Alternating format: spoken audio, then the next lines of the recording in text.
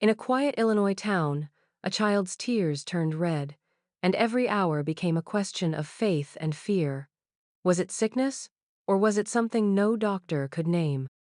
The year was 1857, and in the quiet fields of rural Illinois, a story began that would outlive the farmhouses, the families, and even the church steeple that once towered above the town.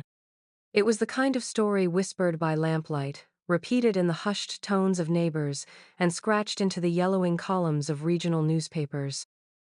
A story that blurred the line between medical curiosity and divine terror. In a farming community of no more than 200 souls, where the rhythm of life was measured by the rising sun and the toll of the church bell, there emerged the strange and chilling tale of a girl who wept blood every single hour. Some called it illness, some called it divine punishment. The church called it a curse. The town itself might have been forgotten, tucked away in the folds of history, like so many others, if not for this one girl. Dirt roads wound through cornfields and wheat, leading to wooden homes built by hand and patched with hope. The people there were plain and practical, their lives bound to the land, their Sundays anchored in faith. They did not look for mysteries. They did not want them. And yet, when a 12-year-old child named Clara Whitfield began to bleed from her eyes as the clock struck each passing hour, the town found itself at the center of a storm it could neither explain nor escape. At first, it was spoken of cautiously, like an exaggeration meant to frighten children into prayer. But then visitors arrived, drawn by rumor, and they left carrying stories that grew darker with each telling. Farmers swore their crops had withered after shaking Clara's hand. Mothers pulled their children close whenever the Whitfields entered the church, afraid the blood might leap from Clara's cheeks to stain their own.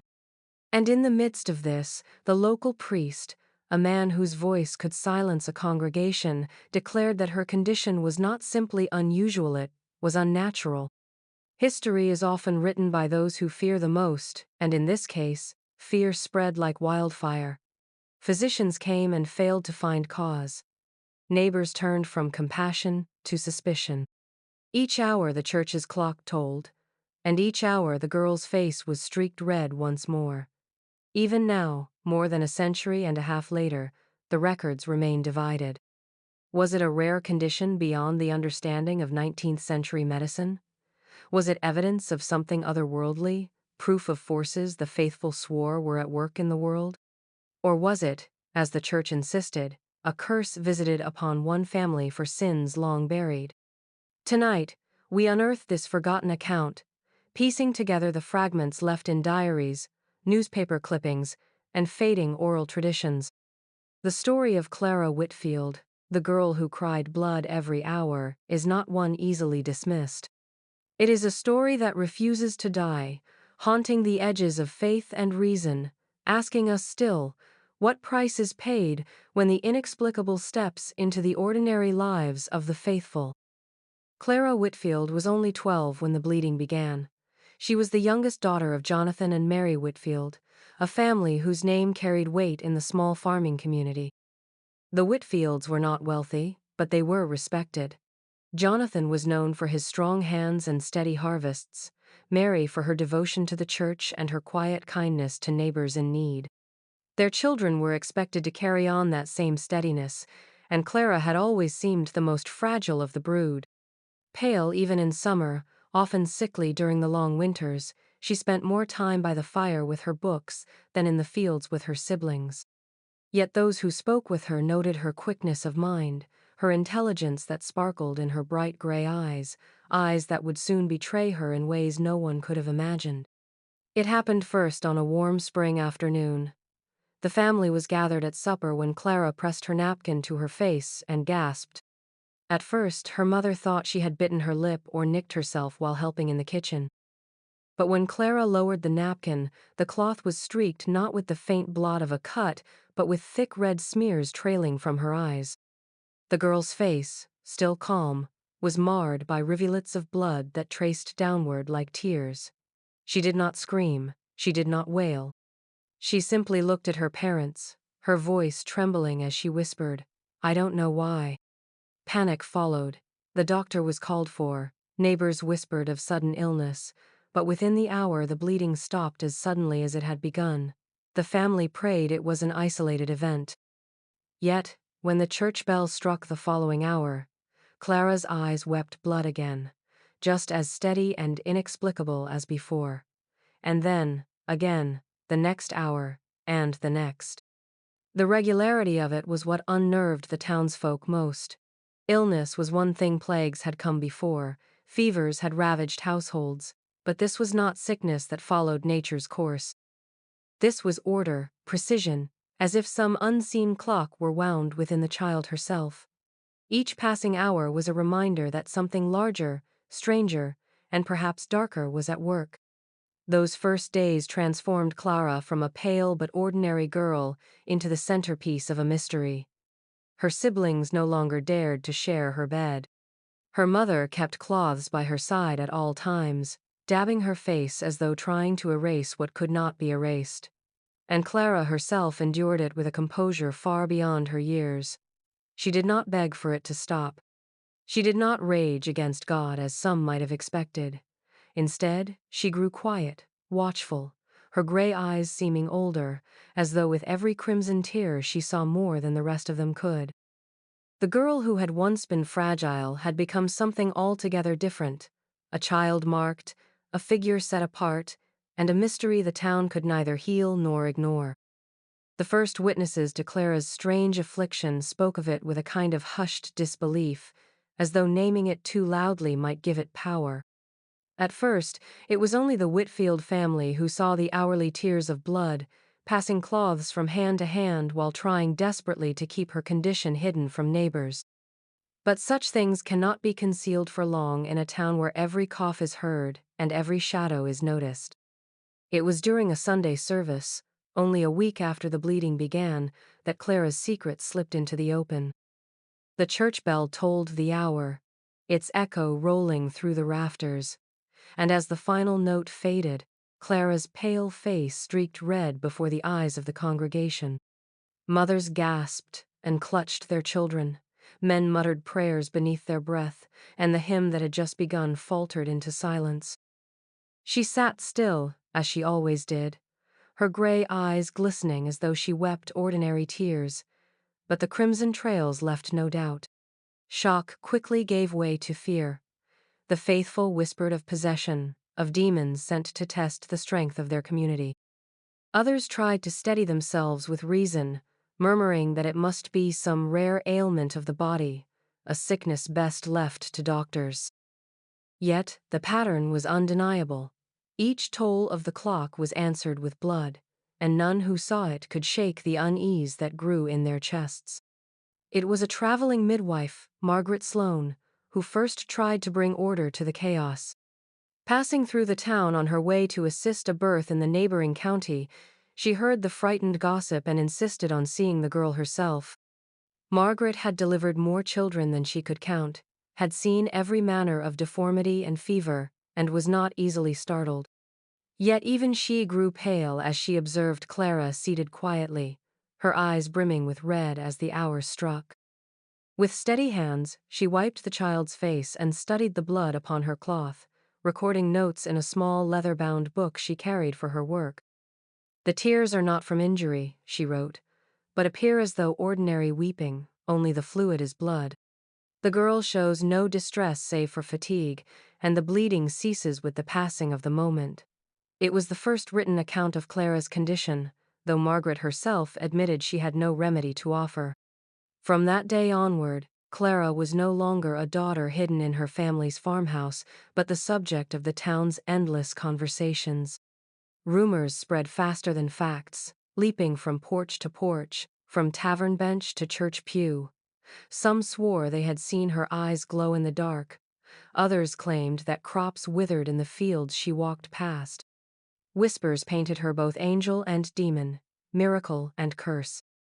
The truth was far simpler. She was still just a child, pale and frightened, carrying a mystery too heavy for her small shoulders, but, in a town bound by faith and fear, simplicity was rarely allowed to survive.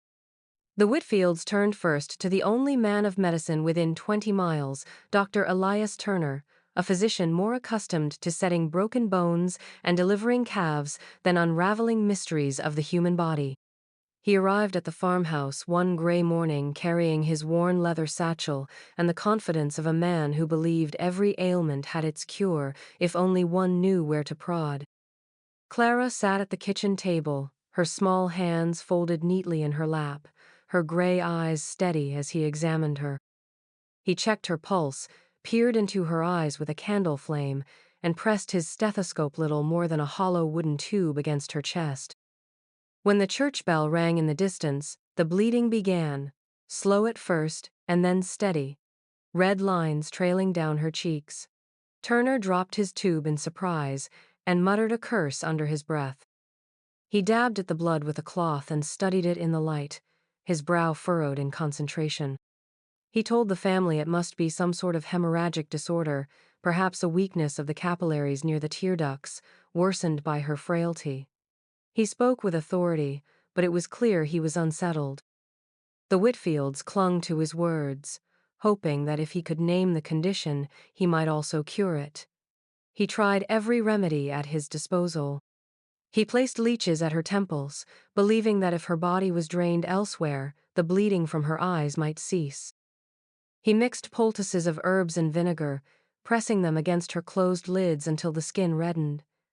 He prepared bitter tonics of iron and willow bark, forcing Clara to swallow them despite her protests. Nothing changed. The hour came, and with it the tears of blood. They came as faithfully as the chime of the clock, indifferent to medicine or prayer. The doctor returned day after day, growing more perplexed with each visit. He began to note that her condition grew worse at night. In the dark hours, the bleeding was heavier, soaking her pillow until her mother rose in panic to change the linens. Clara would lie awake through it, her small body trembling, her eyes fixed on the ceiling as though she saw something there the others could not. Turner confessed quietly to Jonathan Whitfield that he could not explain the precision of it, the way the bleeding began and ended within minutes of the hour, every hour, without fail. No natural illness he had studied followed such a rhythm. By the end of his last visit, Turner admitted defeat. "I cannot stop it," he said, closing his satchel with a snap. "This is beyond the reach of medicine, beyond my reach at least." The words left the family hollow. If the doctor could not help, who could? And in the silence that followed his departure, as the clock struck again and Clara's eyes brimmed with blood, it became clear that the mystery was not a passing sickness. It was something far more enduring and far more terrible. It was not long before the church took notice. In a town where every gathering centered on its steepled sanctuary, where the priest's word often carried more weight than the doctor's, Clara's affliction could not remain the subject of rumor alone. Father Abram, the parish priest, was a stern man with a booming voice and a reputation for seeing sin where others saw only weakness. When the bleeding first occurred during Sunday service, he did not falter in his sermon, but the following week he stood at the pulpit with fire in his eyes and spoke directly to the matter.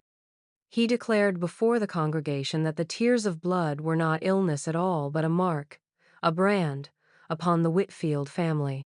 Whether punishment for hidden sin or the echo of some generational curse, he could not say, but he warned that such signs were never without meaning. The church fell silent under his words, the air heavy with fear and suspicion. The effect was immediate. Some among the faithful whispered that perhaps Clara was chosen, that her suffering was a divine miracle, a living reminder of Christ's own passion. They spoke of saints who had bled from their hands or borne sacred wounds, and wondered if God had touched their little town with a sign of holiness. Others muttered darker things. They saw in her tears not miracle but omen, not the touch of God but the hand of the devil himself. "Children are innocent," one woman argued in the pews after service. "Why would God punish her?" But her neighbor hissed back, "Evil does not ask permission to wear a child's face." The Whitfields, once pillars of the community, found themselves caught in the storm of opinion. Invitations to suppers dried up. Neighbors who had traded goods for years now looked away in the marketplace. Mothers pulled their children close when Clara walked by, afraid that even a glance might carry corruption. Jonathan Whitfield tried to defend his family with dignity, insisting his daughter was merely ill and not cursed, but his words carried little weight against Father Abram's thunderous sermons. Each Sunday, the priest spoke of sin passed down through bloodlines, of Eve's curse carried through daughters, and of how God sometimes made examples for others to learn from. Though he never named Clara outright, everyone knew where his gaze lingered when he said the words. For Mary Whitfield, the shunning cut deepest. She had sat beside these same women for years, shared prayers and griefs, helped tend their sick and bury their dead. Now, when she entered the church, the space beside her remained empty, and whispers followed her like a shadow. Clara herself grew quieter under the weight of it all, her gray eyes lowered during the hymns, her small hands folded tightly in her lap. Every toll of the bell brought fresh tears of blood, and every hour seemed to widen the divide between her family and the rest of the town. In a community bound by faith, their faith was now being used to unbind them. The church that had once been their refuge had become the loudest voice calling them cursed. The first sign that Clara's affliction was more than an isolated misfortune came with the livestock. A neighbor, Thomas Gray, claimed that one of his best milk cows collapsed without warning the very hour Clara's blood tears fell. At first, it seemed a cruel coincidence. Cattle died in the fields, often enough illness, poor feed, a hard winter could all take their toll. But when it happened again, with another farmer's ox found stiff and lifeless after a midnight episode, whispers began to stir. Within weeks, chickens stopped laying, horses grew restless, and pigs were found dead in their pens, eyes wide as though startled by something unseen. Families began to keep careful track of the hours, and more than one claimed that the very moment Clara bled was the moment their animals faltered. No one could prove it, but belief needs little proof when fear is already in place. The most unsettling of all, however, was the clock tower. It had been built with pride at the center of town, a tall wooden structure with its bell cast in St. Louis, shipped downriver, and hauled by wagon to stand as a symbol of the community's endurance. It had rung without failure since the day it was raised. But now, whenever Clara's tears came at the midnight hour, the bell froze in its chamber, the hands of the clock stuck, unmoving, until dawn broke over the fields. The town awoke to find it stalled, its silence heavy, and each time it happened, suspicion tightened like a rope around the Whitfield family's neck. Father Abram took it as proof of a curse, declaring that the darkness of night revealed truths hidden by day. Skeptics tried to argue that the clock's mechanism was faulty, but no one could explain why it always stilled on the very nights Clara's blood flowed most violently. The neighbors began to whisper, not only in church pews and on porches, but in fearful gatherings around hearths late at night. They spoke of witchcraft, of bargains made in secret. Some swore that Clara's grandmother had once been seen walking the woods by moonlight, muttering to herself. Others dredged up long-forgotten stories of women punished in Salem decades before, saying evil had a way of finding new roots in different soil. Children were told to stay away from the Whitfield farm, to cross themselves if they caught Clara's gray eyes upon them. A girl who once had been shy and frail was now whispered of as though she were a creature from legend, her very presence enough to sour milk and stop time itself. In such an atmosphere, facts mattered little. The sick animals might have been coincidence, the clock stalling nothing more than a fault of gears and weathered wood. But the town had already decided. Omens had been seen, and in the minds of the fearful, omens never came without cause. What had begun as a strange illness was now shaping into something far darker, something the people were eager to believe was not of this world at all. It was Mary Whitfield who gave Clara the diary, a simple leather-bound book with unlined pages and a brass clasp that caught the light when it was turned. She hoped it might offer comfort, a way for her daughter to put her thoughts somewhere safe when words were too heavy to speak aloud. Clara took to it immediately. At first, her entries were short, little more than the careful handwriting of a child practicing letters, but soon her words deepened into something far more unsettling. She wrote at night when the bleeding was at its worst, her pale hands trembling as she turned the pages, her candle burning low while the rest of the house slept. In those pages, Clara confessed the pain she dared not speak of to her parents. The bleeding, she said, was not only from her eyes. It felt as though her whole body wept, as though something deep inside her strained to be released each hour. "I feel hollowed out," she wrote, "as if I am being emptied one tear at a time." But it was not the pain alone that haunted her. What terrified her most were the visions. She described seeing figures standing at the edge of the fields, white and indistinct, watching her as the blood rolled down her cheeks. At first, she thought them shadows or tricks of moonlight, but when they began to move closer, to raise their hands as if beckoning, she knew they were something else. Clara wrote, too, of the hymns. At night, when the rest of the town lay quiet, she claimed she could hear voices singing from the woods beyond the farmhouse. The melodies were faint but distinct, like the choir at Sunday service, but twisted, slowed, carrying notes that lingered too long. Sometimes she recognized the words, though they were always slightly wrong, altered in ways that unsettled her. Other times, the language was not one she knew at all, yet the sound of it pressed into her chest until her heart pounded. She admitted she once crept to the window to listen more closely, and in the pale glow of moonlight, she thought she saw figures swaying among the trees, their mouths open in silent song. But perhaps the most heartbreaking entries were not about visions or voices, but about guilt. Clara began to wonder if she was the cause of everything: the dying animals, the halted clock, the fear in her mother's eyes. She wrote that she must be being punished for sins she could not name. "What wrong can a child commit that would make God strike her so?" she asked, on one tear-stained page. She was only 12, yet her words carried the weight of someone twice her years. "If I am cursed," she wrote, "let it fall on me alone, not on father or mother. I will bear it. I must." Those pages, hidden beneath her pillow, became the only place where Clara's true thoughts lived. To the town she was an omen. To her parents she was their frail child, but in her diary she was something else entirely. A soul caught between innocence and damnation, searching desperately for meaning in the darkness, pressing closer each night.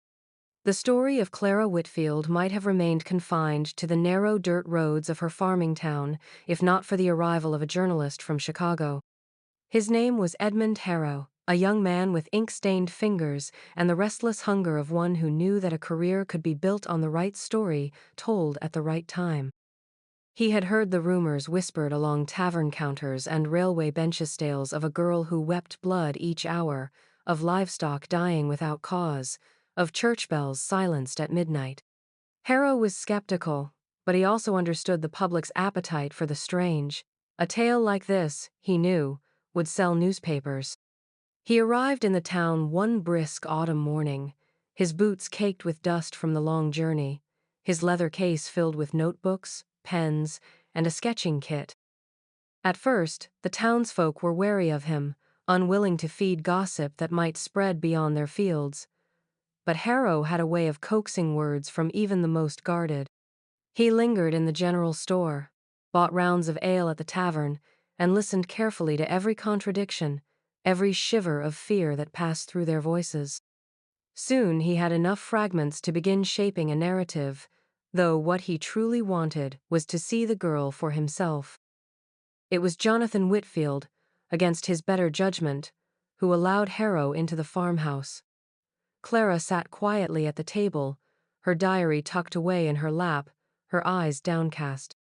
Harrow watched the clock intently as the hour drew near. When the hand struck, Clara lifted her face, and crimson tears welled at the corners of her eyes, sliding down her cheeks with unnatural precision. Harrow's breath caught. He sketched quickly, his hands trembling as he tried to capture the awful beauty of what he saw.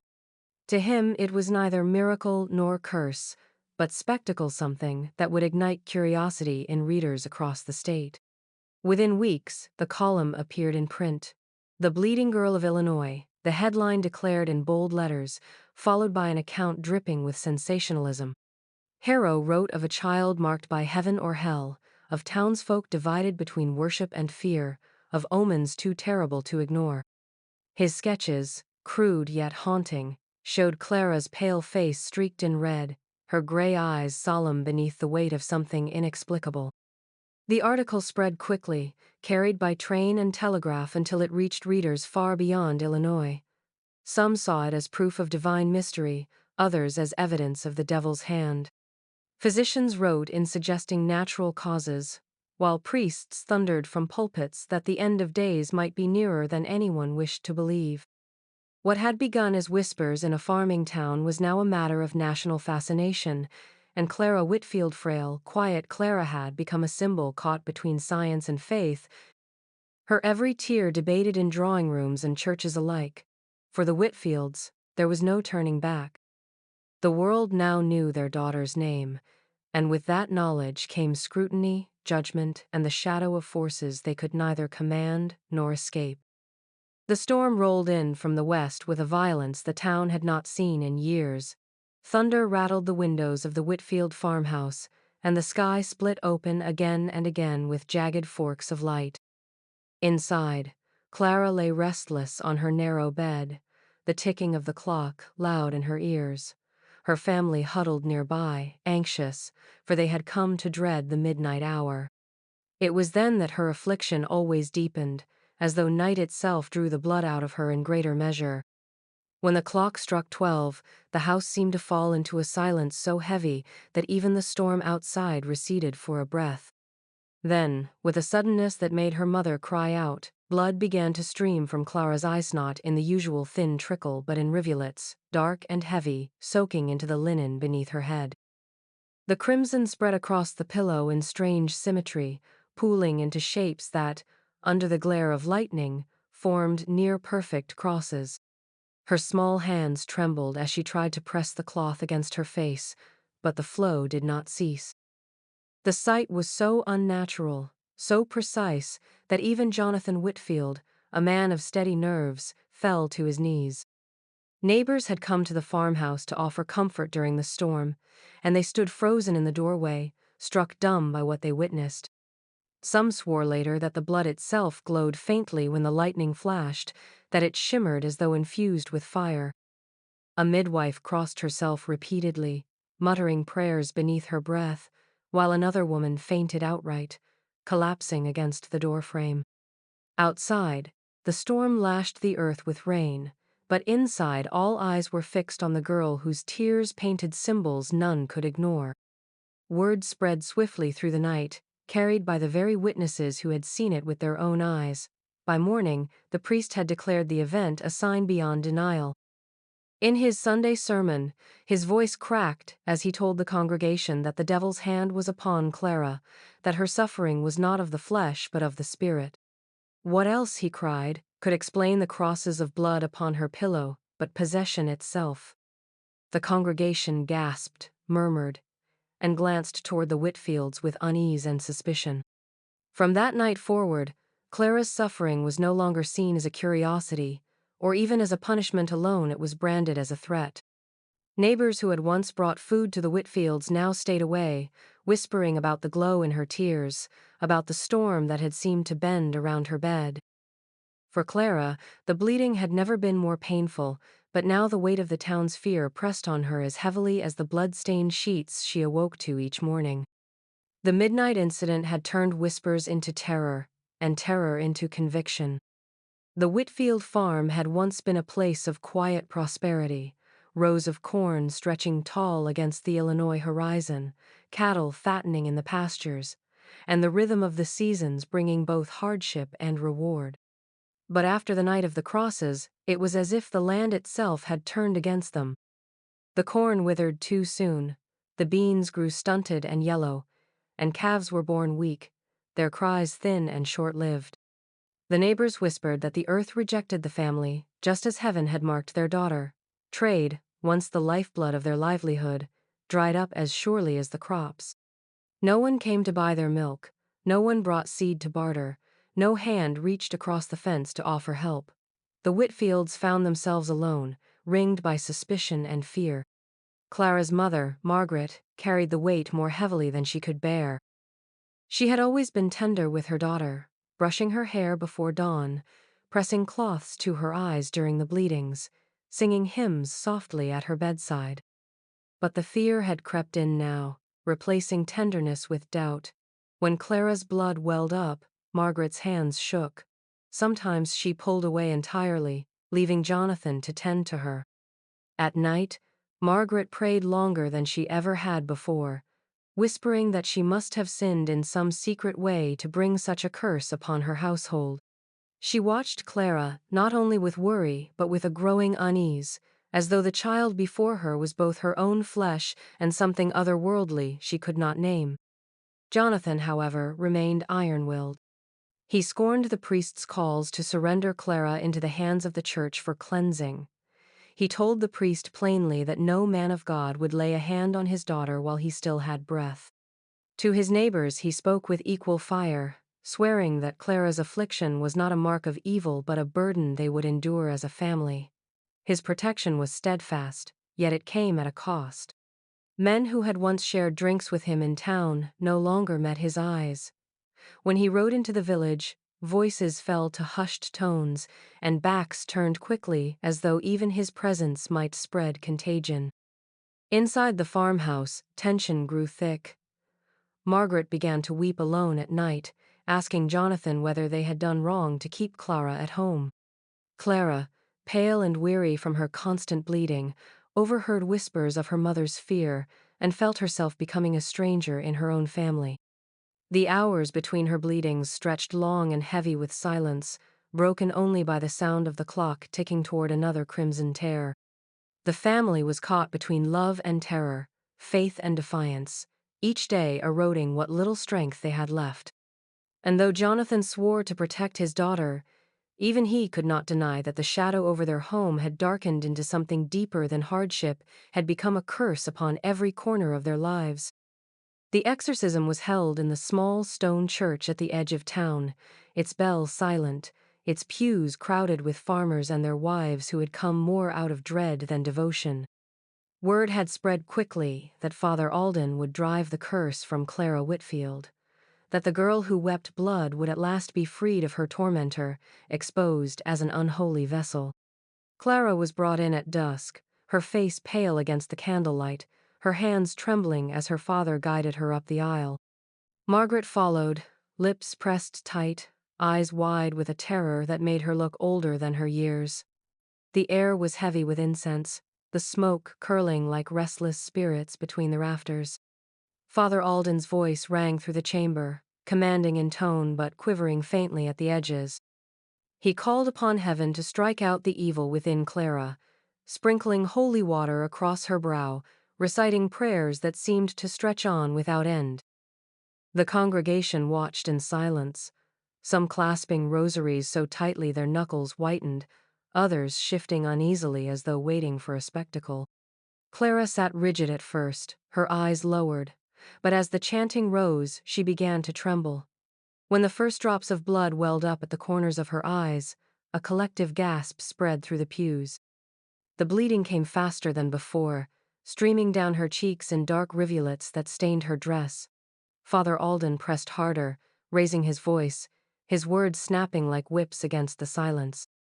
Witnesses swore her body lifted from the wooden chair, her back arched unnaturally as if unseen hands pulled her upward. Some cried out in terror, believing it proof that demons writhed within her. Others insisted later it was no more than the frenzy of hysteria, the girl fainting under the weight of the ritual. Yet in that moment, with lightning splitting the sky outside and the church walls groaning in the storm, few doubted what their eyes told them. Jonathan shouted for the priest to stop, but his voice was drowned beneath the relentless prayers. Margaret fell to her knees, clutching her apron, pleading with both God and man to show mercy. And then, as suddenly as it began, Clara collapsed back onto the chair, her breathing shallow, her gown soaked with blood. The candles sputtered, as though the air itself recoiled. The ritual ended not in triumph but in failure. Clara's bleeding grew worse in the nights that followed, striking with greater violence, her pillowcases stained through until they had to be burned. The church had hoped to silence whispers with proof of power, yet the attempt only deepened the divide. To some, the levitation was evidence that evil clung to her soul. To others, it was the cruelty of men grasping for answers where there were none. And in the center of it all lay Clara, frail, exhausted, her body a battlefield upon which faith and fear waged endless war. The Whitfield farmhouse, once a place of warmth and harvest, had grown into a fortress of shadows. The townspeople had stopped knocking at the door, their footsteps crunching only when they came to leave food on the edge of the property, unwilling to cross the threshold. Jonathan Whitfield, weary from the endless stairs and the church's threats, decided his family needed a refuge no one else could see. With his own hands, he carved a hidden chamber into the house itself, tearing down panels behind the pantry wall until a narrow crawlspace opened into a small room of rough boards and candlelight. It was not meant to be a prison, but a sanctuary, a place where Clara could escape the eyes of both the town and the priest. The room smelled faintly of earth and cedar, its floor covered with a thin blanket and a wooden box to hold her belongings. Jonathan told his daughter that no one must know of it, not even her mother at first, for the fewer who carried the knowledge, the safer she would be. Clara nodded, her gray eyes wide, as though she understood the gravity of secrecy more deeply than a child her age should. By day, she still roamed the farmhouse, though cautiously, but when night came and the bleeding grew heavier, she retreated to the chamber. There, beneath the flickering light of a stub of tallow candle, she wrote in her diary, pressing her words onto the page as though unburdening herself onto paper was her only relief. The diary became more than a record of her pain. She wrote of dreams that came with a strange regularity, visions of a woman clad in white who stood at the edge of a clearing in the woods. This figure whispered prayers that Clara could never quite remember upon waking, except for phrases of blood and sacrifice that seemed to echo in her mind long after the candle was extinguished. Sometimes she claimed she could hear the prayers even while awake, soft as a hymn carried through the rafters of the farmhouse. She confessed in her pages that she did not know whether this woman was an angel offering comfort or a specter binding her to the curse. Jonathan, when he found her writing late one evening, placed a rough hand on her shoulder and told her the chamber was meant to protect her, not to confine her to strange thoughts. But Clara only lowered her eyes and said the woman in white was not to be feared, she was teaching her something important. Jonathan left her then, his heart heavy, uncertain whether he had built a haven or a shrine to something he could not name. Outside, the cornfields swayed in the night wind, and within the secret walls of the farmhouse, a 12-year-old girl wrote furiously as though she were racing against time itself, the candlelight trembling over words that would outlast her. The arrival of the European physician brought a ripple of hope through the Whitfield family, though it was a fragile hope, trembling on the edge of desperation. He introduced himself as Dr. Albrecht Vogel, a learned man from Vienna who claimed to have studied rare afflictions across the continent. He came not at the urging of the church, but at the invitation of the Chicago reporter whose sensational column had made Clara a figure whispered about beyond Illinois. Tall, with a carefully trimmed beard and a leather satchel brimming with notebooks, Vogel gave the impression of a man who believed every riddle could be solved with ink and observation. When he first laid eyes on Clara, he was struck silent. She sat before him in the dim parlor, her pale skin nearly translucent in the late afternoon light, her gray eyes ringed with shadows. He examined her carefully, noting the fragility of her pulse, the tremor in her hands, the thin streaks of dried crimson that clung to her lashes. When the hour came and the bleeding began, Vogel leaned close, magnifying glass in hand, his breath quickening as rivulets of blood welled at the corners of her eyes and slid down her cheeks in the rhythm of tears. He muttered to himself in German, his notes scribbled furiously across the page. He spoke of a condition he had encountered in his studies, hematidrosis, a phenomenon where extreme stress forced capillaries to burst, mingling blood with sweat. Yet, as he watched Clara wipe her cheeks with a cloth, the timing disturbed him. "It is not merely stress," he whispered. "How can stress measure the hours as a clock does?" For 3 nights he remained in the farmhouse, charting each episode with meticulous precision. Midnight, 1 o'clock, tooth bleeding arrived without fail, as though the girl's body obeyed a timepiece hidden beneath her skin. Vogel attempted treatments he had seen soothe other conditions: calming tonics, herbal compresses, whispered reassurances that she need not fear the prayers she claimed to hear in the dark. But nothing changed. If anything, her episodes grew heavier, her pillowcases stained in ways that unsettled even the man who had witnessed battlefield wounds. One night, Clara confided to him that the woman in white from her dreams stood beside his bed, whispering to him as well. He paled and dismissed it as imagination, but his hands shook when he recorded his notes the next morning. When Vogel departed, he left the family with a diagnosis that was more question than answer. "Perhaps it is hematidrosis," he conceded, "yet no science explains the harmony with which her suffering keeps time." He tipped his hat, his eyes clouded not with certainty but with dread. Later, he would tell colleagues that what he had seen in Illinois was not illness, but a mystery beyond science, a burden that belonged to something older and darker than medicine could name. And with that, he left the Whitfields more alone than ever, their fragile hope collapsing into silence. Clara's decline shifted from the physical to the unexplainable in a way that unsettled even those who had tried to remain rational. At first, her bleeding had been a visible horror, something people could point to and either condemn or pity. But then came the visions. Clara began to speak of beings she saw when the pain grew sharpest, figures that appeared in the corners of her room when the candles flickered low. She described them not as gentle guardians, but as angels with eyes streaming red, their faces serene even as the blood dripped from their cheeks like eternal tears.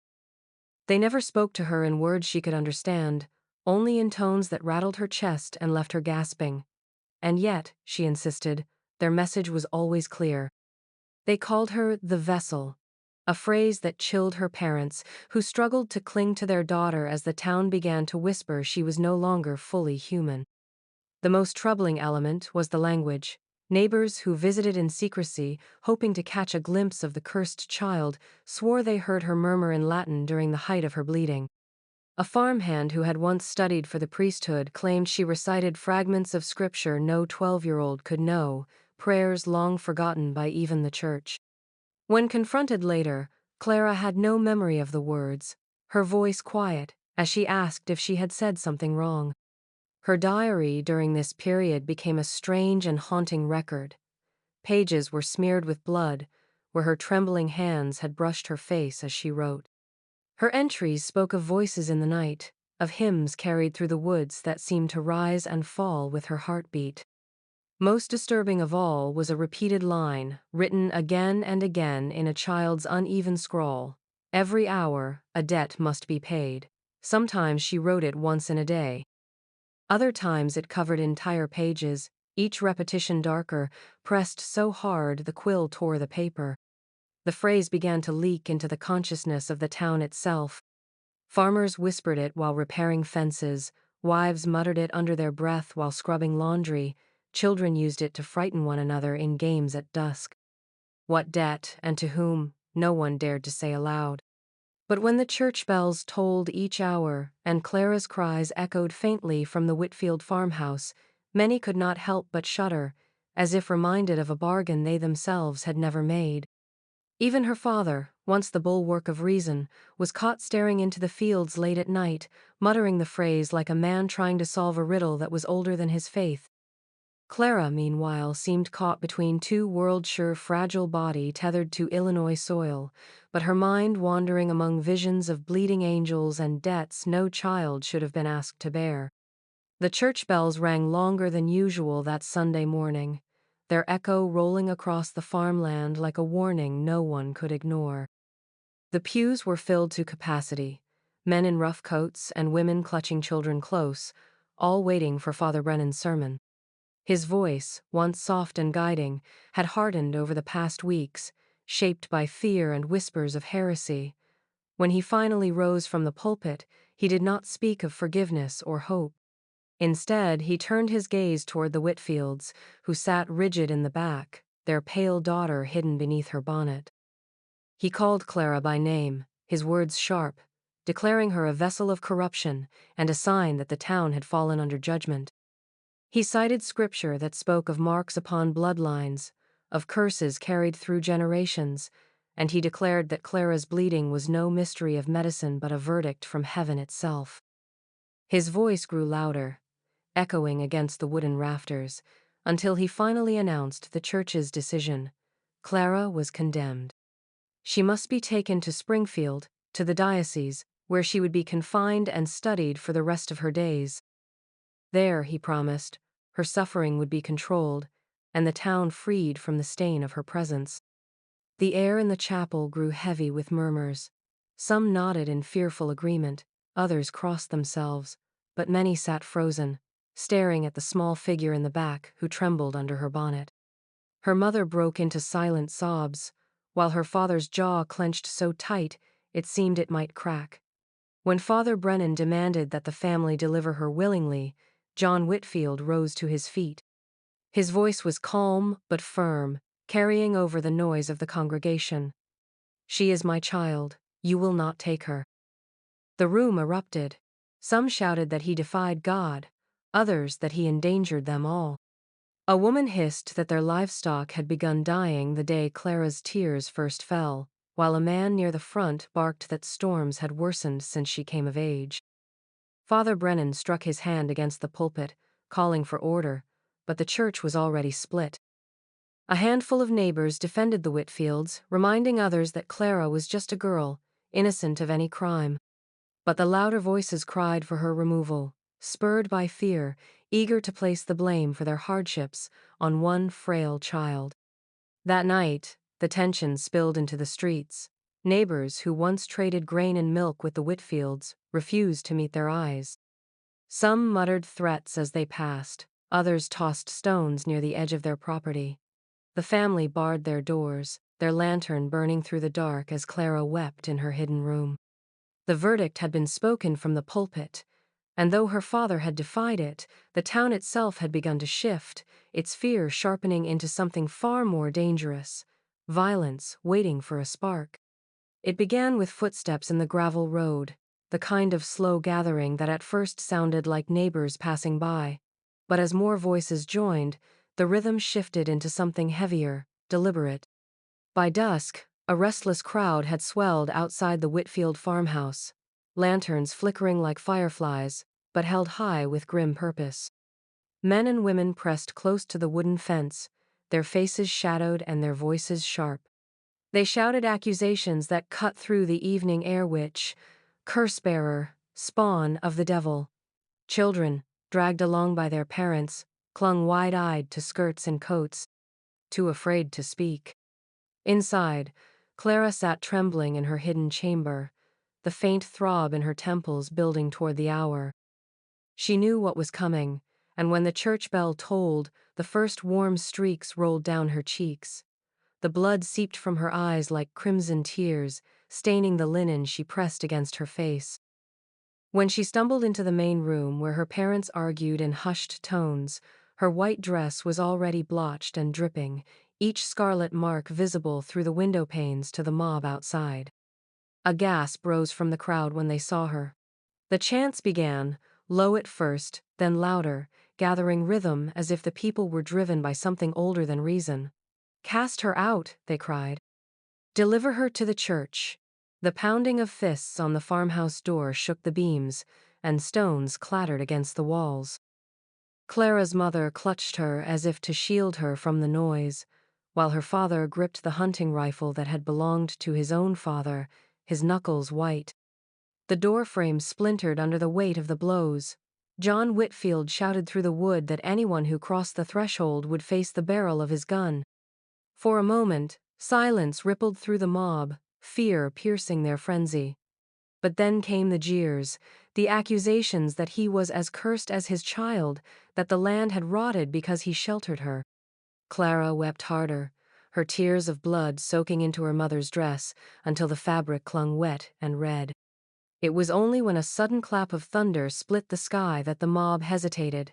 The lanterns flickered, shadows twisting across their faces. A storm rolled in swiftly, rain beginning to pelt the dry earth, scattering the torches and soaking their anger. In the chaos, the Whitfields bolted out the back door, Clara wrapped in her father's heavy coat, her mother's hand never leaving hers. They fled into the cornfields, the stalks high enough to hide them, while behind them the mob broke down the farmhouse door to find nothing but overturned chairs and a floor slick with the traces of blood and rain. That night, the Whitfields did not sleep. They huddled in a barn miles away, listening to the wind howl through the rafters, their lives forever changed. The crowd had not taken Clara, but the message was clear. The town no longer saw her as a child. To them, she was something to be purged. And though the storm had scattered the mob, it had not extinguished their fire. It had only postponed it. Winter settled over the valley with a cruel finality, the kind that seeped into every crack of wood and bone. Snow buried the Whitfield farm beneath a silent shroud, muffling the world but not the suffering within the walls. Clara lay wrapped in quilts near the hearth, though even the fire's heat seemed unable to chase away her pallor. Each hour the familiar rhythm returned, the faint tightening in her skull, the hot sting in her eyes, and then the red streams rolling down her cheeks as if the season itself bled through her. What had once been a spectacle that frightened townsfolk now became a private torment. Her strength drained with each episode, leaving her breathless and trembling. By midwinter, she fainted almost daily, collapsing into her mother's arms or against the rough boards of the floor, her body too frail to endure what time demanded of her. Her father worked in silence, tending what remained of their animals, chopping wood until his hands cracked and bled from the cold.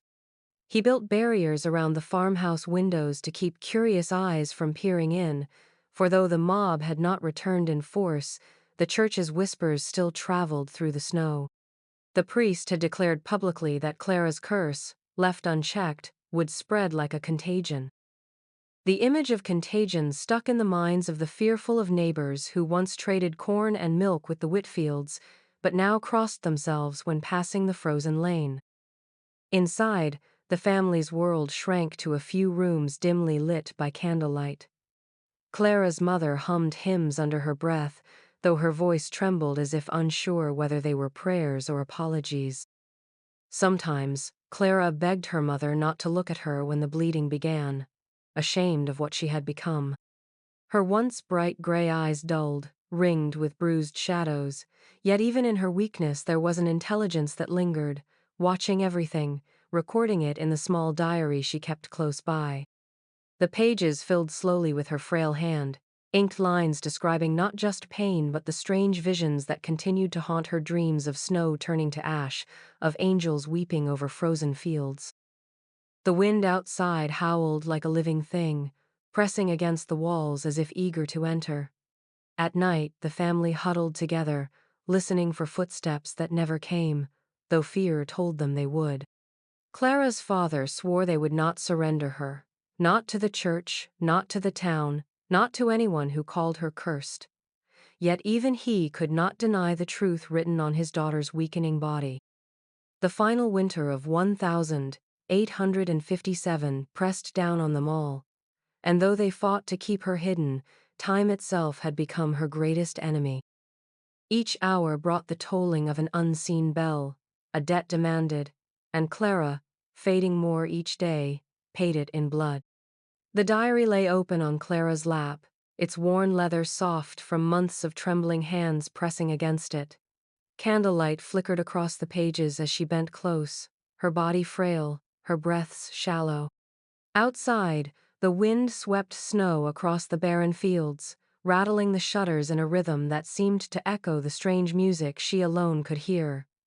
Bells, distant yet insistent, rang in her mind. They did not toll from the church steeple in town. She was certain of that, for no one else stirred when they sounded. Her mother, mending by the hearth, glanced up only when Clara winced, unaware of the peals that seemed to mark the passing of each hour with a spectral hand. Clara dipped her quill once more, recording what she could before the next wave of pain overtook her. She wrote of a vision that had returned night after night, unchanging, unrelenting. In her dreams she walked along a barren plain where the snow melted into crimson streams. Rivers of red cut through the earth, flowing without end, their surface reflecting no light from the sun or moon. The air smelled of iron and salt, heavy enough to choke her. And always, on the horizon, an hourglass loomed larger than any cathedral, its sands bleeding downward in slow, deliberate grains. She had watched it for hours, or perhaps lifetimes, the passage of time dripping away until the base overflowed with scarlet. "The Red River," she wrote in her uneven script, "is the debt. The end of the hourglass is the end of me." Her father, stoic even in despair, had long forbidden her to write of angels or curses, but Clara could not help herself. The diary had become her only confidant, the only place where her fear might be understood. Her hand shook as she pressed the quill harder, blotting the paper, determined to leave behind words that might outlive her. She no longer asked why this suffering had chosen her, nor if she had sinned enough to deserve it. She felt only the nearness of something final, an end that hovered close, breathing with her in the silence of the farmhouse. At last she paused, her eyes burning, the familiar warmth sliding down her cheeks. Another episode, another hour spent. Her body weakened, but her will remained steady. She dipped the quill once more, writing in letters larger than before, as though they must be seen by any who opened these pages long after she was gone. "When the last tear falls, I will be free." She closed the diary gently, pressing her pale hand against the cover as if sealing the words inside. The bells tolled again in her mind, deeper now, final in their resonance. No one else heard them, yet Clara knew their meaning. The last hour was near. Snow fell thick and soundless on the night of December 31, 1857, blanketing the Whitfield farm in a white so heavy it seemed to press the world into stillness. Inside the house, every lamp was lit, though no one spoke, as if light alone could fend off the shadows gathering in the corners. Clara lay upon her narrow bed, her face pale against the linen, her breathing shallow and erratic. Each exhale carried a faint rattle that made her mother flinch, and each pause between breaths stretched long enough to make her father's hand clench the chair rail until his knuckles whitened. They had known this night would come, though neither dared to name it aloud. As the clock in the parlor ticked toward midnight, the air in the room grew cold. Clara's eyes, half closed, fluttered open as though pulled by some invisible summons. Her lips moved, though no sound escaped, and her gaze fixed on the ceiling where shadows swayed like black veils in a current. Her family leaned close, straining to catch her words, but all they heard was the tick of the clock and the rising wind outside. Then, as the hands met at 12, the old clock struck. The sound shivered through the farmhouse, each chime echoing like a bell rung in the marrow of every soul present. Clara's head tilted to the side, her lashes quivering. From the corners of her eyes welled the final tears. Blood, rich and dark, slid down her cheeks in perfect symmetry. The streaks curved across her face as if drawn by a deliberate hand, stopping just at the corners of her mouth. Her lips parted, a faint sigh escaping, and then there was nothing more. Her chest did not rise. Her hand, once curled around her diary beneath the blankets, fell open. Silence descended, absolute and immense. In that moment, the bleeding ended. Her face, though marked by its crimson trails, grew still, and her body seemed lighter, freed from the torment that had bound it for so many months. Outside, the cattle that had lain sick for weeks stirred on their feet, their lowing breaking through the frozen night. Chickens that had ceased to lay rustled awake in their roosts. Even the dog, gaunt and restless for months, let out a single bark before curling into quiet sleep. From the town, distant yet undeniable, the church bells began to ring of their own accord. No hand pulled their ropes, no priest stood in the tower. They tolled 12 times for midnight, and then once more, as though marking the passing of a soul. The Whitfields stood frozen around Clara's bed, caught between grief and awe, as the world beyond their walls began to stir back into life. In the stillness that followed, Clara's release seemed to ripple outward, the curse broken, the hourglass emptied, and only silence remaining. The diary was found beneath the mattress days after Clara's burial, its worn leather cover still damp in places, as though the air itself had absorbed her last breaths. Her father lifted it with trembling hands, the ink smudged on some pages, others torn or entirely missing, as if she had either destroyed them herself or someone wished her words hidden. What remained were fragment entries about pain, visions of angels bleeding through their eyes, whispers in the woods at night, and the haunting refrain that every hour demanded a debt. The family, overcome with grief, passed it on to the traveling reporter who had once crowded their parlor with his insistent questions and nervous sketches. He promised to preserve it, though even his motives were tangled between reverence and spectacle. Weeks later, the Chicago newspaper ran a full feature, adorned with illustrations of a pale girl with hollow eyes and blood running down her cheeks in crimson lines. The article named her the Bleeding Girl of Illinois and cast her as both saint and sinner, depending on which line the reader's eye chose to linger upon. Within days, the story spread across the nation. Some hailed her as a miracle, a vessel of divine suffering, while others condemned her as a warning of hidden sins festering in the frontier towns. The debates did not end with her burial but only deepened, echoing through parlors, pulpits, and lecture halls for decades to come. Doctors argued in medical journals, suggesting obscure conditions like hematidrosis, a stress-induced sweating of blood, though none could account for the clockwork regularity of her tears. Others speculated about epilepsy, rare bleeding disorders, or even elaborate family fraud. Still, every explanation collapsed under the weight of her precise suffering, the witnessed omens, the unshaken testimony of dozens who saw the clock tower stall at midnight when her tears fell. In time, the scientific arguments faded, but the mystery endured, passed down through whispered stories in Illinois farmhouses and retold in Sunday sermons as a cautionary tale. The church left no official record, save for a terse line in the Springfield Diocese archives noting, "An incident of suspected possession, unresolved." Scholars of folklore, years later, would seize upon the missing pages of Clara's diary as the most damning proof that her case was beyond mere biology, for what she had chosen or been forset to erase remained forever out of reach. And so her story lingers, a shadow in the archives, a name spoken with unease. Whether curse, illness, or divine punishment, Clara Whitfield remains a mystery that refuses to be explained. The girl who cried blood did not simply die in that farmhouse. She slipped into legend, her final tear marking the boundary where science, faith, and fear blur into silence.